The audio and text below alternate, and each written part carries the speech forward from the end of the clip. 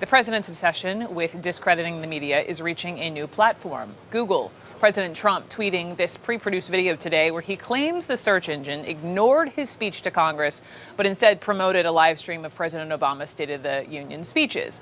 Google quickly refuted that claim and explained that they did indeed highlight President Trump's 2018 State of the Union, but, quote, "We have historically not promoted the first address to Congress by a new president, which is technically not a State of the Union address." So let's start here. CNN senior media reporter Oliver Darcy is with us, and social media and tech expert Lance Ulanoff is back with us as well. And so let's just start with the president's tweet, Oliver. What more do you know about why he did that? It's really unclear why he tweeted this particular video, but like you pointed out, it's not grounded in fact. Google did in fact promote the President's State of the Union address in 2018, and they don't promote the first address to Congress every year. That's technically not a State of the Union address, and it was no different when Obama was in office.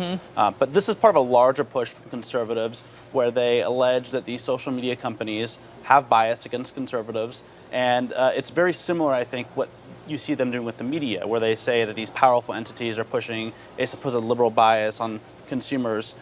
There isn't really anything there in most of the instances that they point to, but it's part of a larger agenda, and it's really a political issue that they're using to whip up the conservative base, excite the conservative base for the midterms. Along the same vein, I was reading, I get my top 10 list from Mike Allen and Axios every morning in my inbox, and he was talking about his interview with President's son, Don Jr., Lance. And so he said, this is a quote from Don Jr., "Exactly zero doubt in my mind that tech bias is real. I don't think this issue is going away because I don't think it's changing." And then he even entertained the idea of building a conservative social network. This is what he said. "I'd love to do it, but what I would prefer is take one or two of the Silicon Valley conservatives and let them start it, and then I'd help promote the platform and be all over that."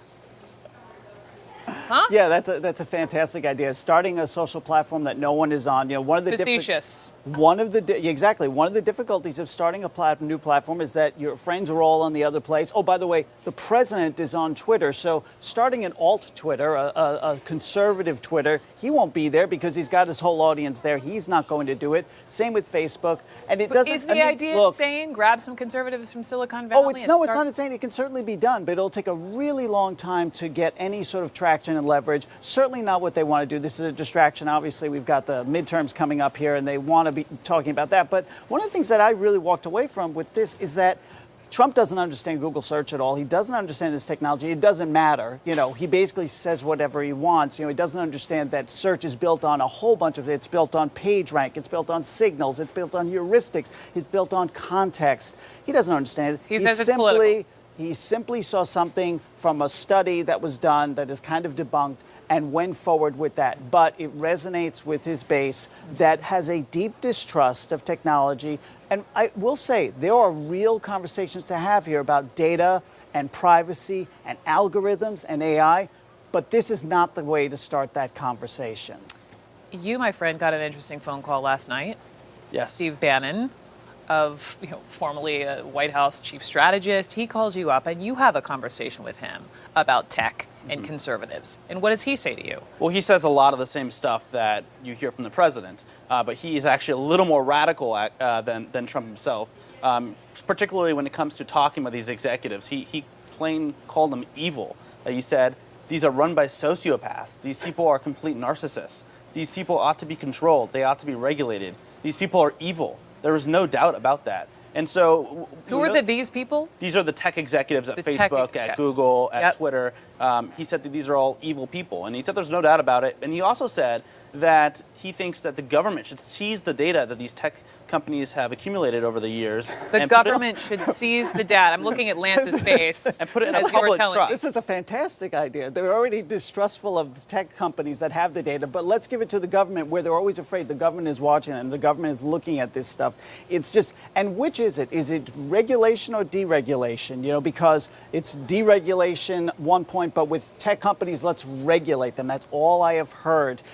tech companies are dealing with a whole new set of problems they never had to. When they were building these technologies, they weren't thinking left and right. They were thinking the broadest set of people to make a business. And now they are struggling every single day to figure out how to satisfy both sides. You look at Twitter's Jack Dorsey, who went forward and said, yeah, we have kind of a left-leaning bias at the company or the people, but we try so hard to make sure that doesn't get in there. And then he went on Hannity and he talked about it. So, because they're scrambling.